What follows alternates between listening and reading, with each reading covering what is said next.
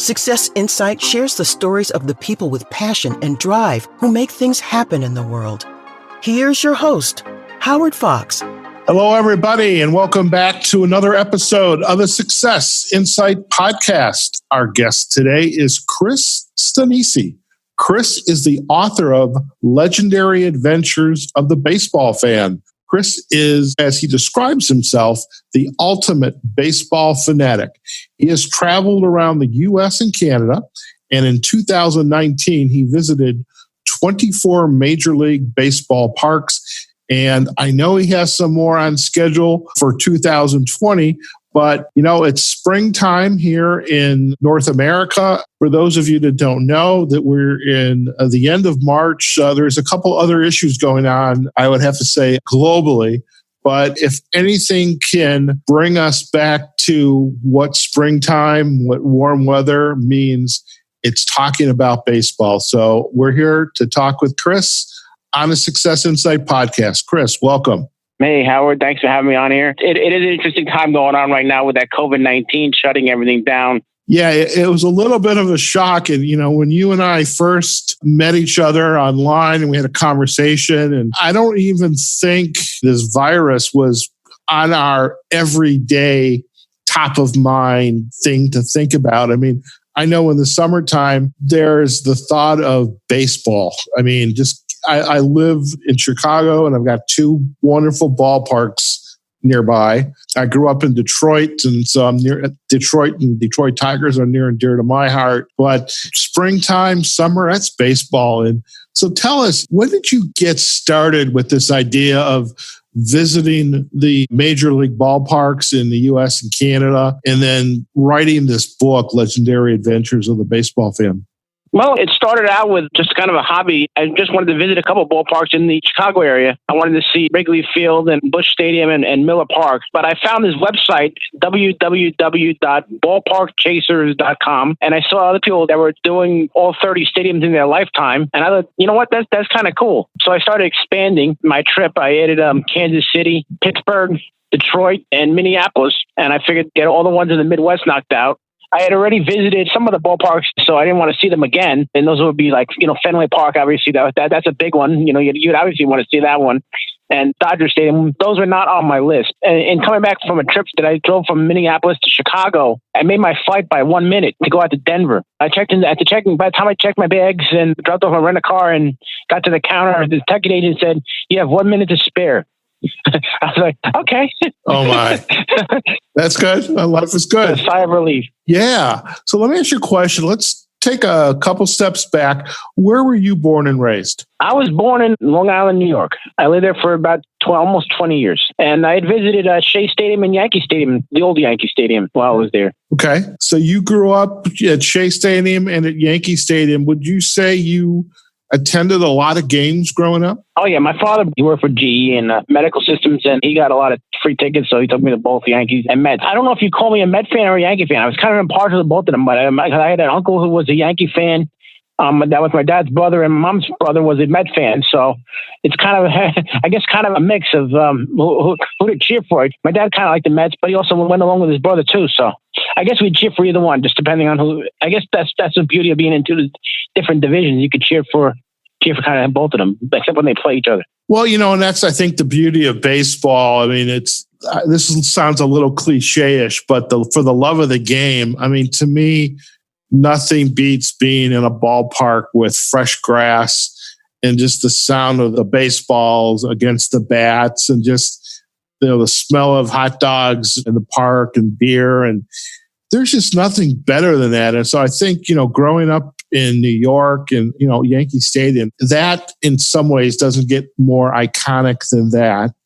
And, having this beauty of two leagues, two stadiums nearby. So I would imagine they sell hats somewhere where you have, on one side of the hat is the Yankee logo, and the other side of the hat is the Mets logo, or the jersey. It has bits of both branding on the jersey. But so you grew up in New York, you attended games with your dad. And I think, as a baseball fan myself, nothing's better than going to a baseball game with your father. I mean, you go with your friends, your buddies, but when your dad takes you to a baseball game, that's it. That's like the epitome, next to perhaps going fishing of a father-son kind of activity. So you grew up in Long Island. By the way, where in Long Island? Cold Spring Harbor. I actually played some baseball in high school for the Cold Spring Harbor baseball team. Fantastic. So now, when you left New York, had this desire to go to different stadiums and watch baseball games, had that been there? Did you do it because you were on projects? How did this growing fascination with baseball and the stadiums kind of ignite for you? Just a lot of family outings to the games, a lot of father-son time. Spent a lot of time with my uncles going to games, stuff like that. What was the best part about going to a stadium for you? You know, when you get there with your dad or your uncle? I just love seeing the players hit the ball, the crack of the bat, and the pitchers, how fast they throw it. And I like watching they put the radar guns on the board that show the pitcher throwing 95. It's like, how do they do that? It's like, wow. Yeah. Some of them are now getting into the hundreds. It's like, oh my God, how fast does your hand speed have to be to catch up to a baseball going 100 and something miles an hour? I can ride 60 feet away from you. That is kind of amazing. I think the players are getting bigger, and that 60 feet is getting a little bit smaller in a way. So when did this idea of the book, Legendary Adventures of the Baseball Fan, when did that start to materialize for you? My friend Robert down in Tampa, we went to school at USF, the two of us, and he saw some of the photos I was sending him from the different ballparks, and he liked the idea that they would put into books. He said, you know what, this is more than just photos. There's a lot of baseball fans out there that could be interested in something like this, that you can make a profit on it. So I said, you know what, that you got a good point. There, people travel, people watch sports.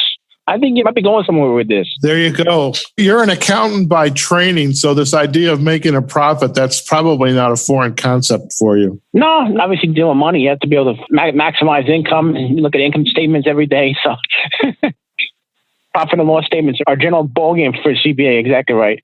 No doubt, no doubt. So let me ask you a question. With this book, tell us for our listeners, how is it organized? How did you begin to organize the book? Was it just you working on it? Did you get help with it? Tell us a little bit about the structure of the book. I built it myself based on the stadiums I went to in chronological order. I had visited Tampa for opening day, and I went there, several times. So I live in Florida, so I got down to Tampa a couple times. Okay. And then Miami is not too far from where I live, so I went down to Miami, and I had a friend, Gary, over in Houston. I went to see a basketball game with him, and I went to an Astro game the day before. So, and then Atlanta's not too far away either. So the traveling didn't really start until I decided I was going to go to Chicago and visit ballparks around there. That's when it all started. It got interesting because I was actually going to head home from Denver. That was my last trip of the tour. I was going to head home from Denver and not see the other stadiums out on the West Coast. But I overslept my flight, and I was looking at the stadiums, and I saw that all the teams out west that I had not seen. I mentioned earlier I had seen the LA Dodgers, so all the others had home games that I could see and get a red eye back from Seattle into Tampa. So it all worked out for the better that I actually overslept my flight coming back from Denver to Florida. Well, Providence favors the fortunate and good timing, no doubt about that.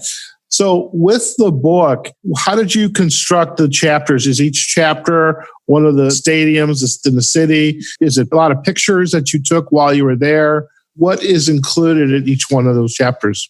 Exactly right. It's the snapshots of the different stadiums I went to with pictures of cheerleaders and mascots and different ballparks. And it has, other than baseball, it has points of interest in the various cities. It has national parks and scenic landmarks that are famous for each of the various places. So it wasn't just baseball. It was also included other points of interest that people might want to see while they're in that neck of the woods. Gotcha. And I am curious, as you were going off making these trips to the stadiums, how did your loved ones feel that, you're going to be gone for a little bit and going to go see some baseball elsewhere? They didn't realize how long some of the trip would be, but they held the fort back at home for me pretty well. I have a good wife that was in support of my travels and thought that would be a good idea for me to get away and do that. And I probably wouldn't have done it, except I had an unfortunate accident. Some driver hit me while I was riding a bicycle. I won a settlement from the insurance company that paid me money that allowed me to take this trip. But even still, I had to minimize costs by, going to Airbnbs and, trying to cut costs on the trip to keep the expenses down.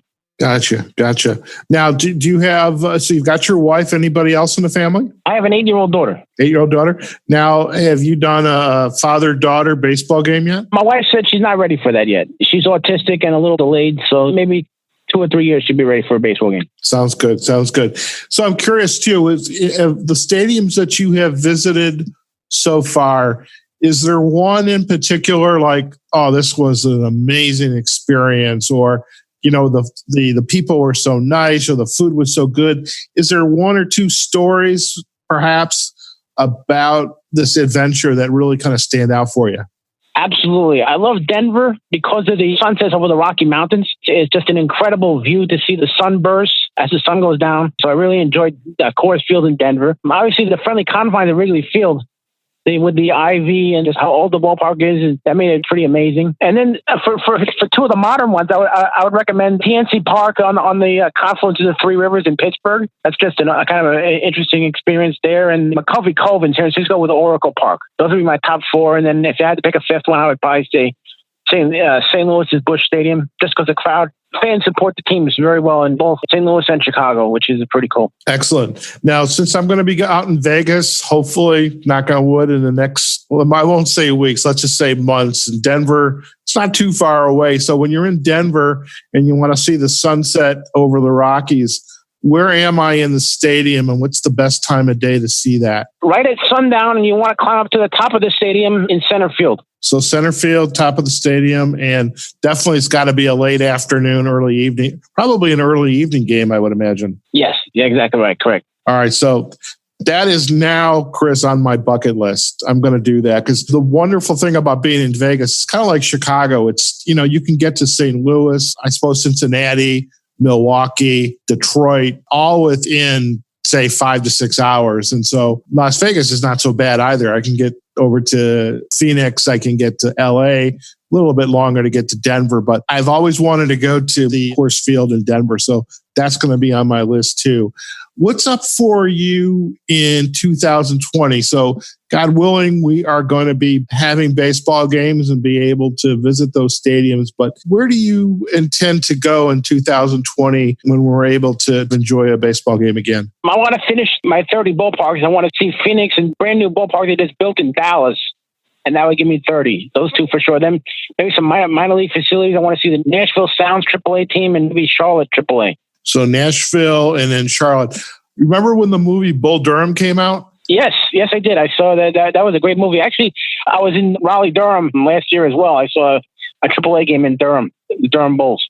Fantastic. I actually was dating a woman when I was working on a project out in Virginia. We actually went to a Durham Bulls game. I remember buying a tank top for that. So that was definitely a great opportunity. And where was it? Up in Scranton, Pennsylvania. Scranton Wilkes-Barre. Yeah, I think, I'm not sure who their affiliation is. I think it's the Yankees, but yeah, Scranton Wilkes-Barre. Yeah, I think it was like they were called like the Bruins or something like that. But I remember that.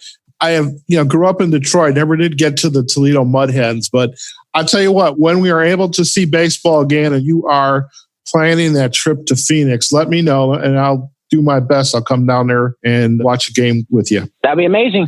So, Chris, before we head out today with thoughts of baseball and hot dogs and just kind of like you say, it's the crack of the bat, the smell of the grass, just watching those players and, just taking in the game. If our listeners would like to learn more about you and the book, where's the best places for them to go to do that? My LinkedIn page, the publishing company, Exlibris put together a website called authorchrisstanisci.com. Okay, and we've got the Amazon page for the book as well. So we'll provide the links back for our listeners on the website, authorchrisstanisci.com, the author page and the book page on Amazon as well as on LinkedIn. And, Chris, I appreciate you coming on to the show today just to talk baseball because for me, I think next to the sound of the Cardinal, and I've shared this before with other guests, so it may be a little foreign to you, but there's something about springtime. And when the Cardinals show up in my parking lot area, we've got a lot of trees. That's how I know spring is right around the corner. And I think the next reason I know spring and summer are here is it's baseball season. And, in my mind, there's nothing better than that. So listen, I appreciate you coming on the Success Insight podcast today to talk about your book and this adventure of visiting the parks. And, I wish you good health, you and your family good health, and definitely hope that you get to see those final parks and can complete this journey of yours. Thank you so much for having me on. Fantastic. All right, folks, we have just been chatting with Chris Stanisci. He's the author of Legendary Adventures of the Baseball Fan. This is a self-published book, about his travels around to some of the most iconic baseball parks, or in fact, all the baseball parks for that matter, some of which are very iconic here in North America, US and Canada. And, go out, check out the book. We'll provide links back to it on our show notes, as well as to Chris's website and also his LinkedIn profile. So, hey, wherever you are, whatever you're doing, be safe, be healthy. Think about baseball, because when we're out in the ballpark, that's what a better way to spend time with your friends and your family than in the friendly confines, wherever that is. So this is Howard Fox, the Success Insight Podcast, and do visit us on successinsightpodcast.com. We're on Facebook, LinkedIn, Twitter, Pinterest, YouTube, and also you can hear this podcast episode on all of the or most of the podcast players like iHeartRadio, Spotify, and Apple Podcasts, Google Podcasts. So we hope you enjoyed today's episode. Do let us know. In the meantime, go out there, have a healthful and phenomenal day. We'll see you on the next episode of the Success Insight Podcast. Take care now. Success Insight is a production of Fox Coaching and First Story Strategies. Find us online, successinsightpodcast.com.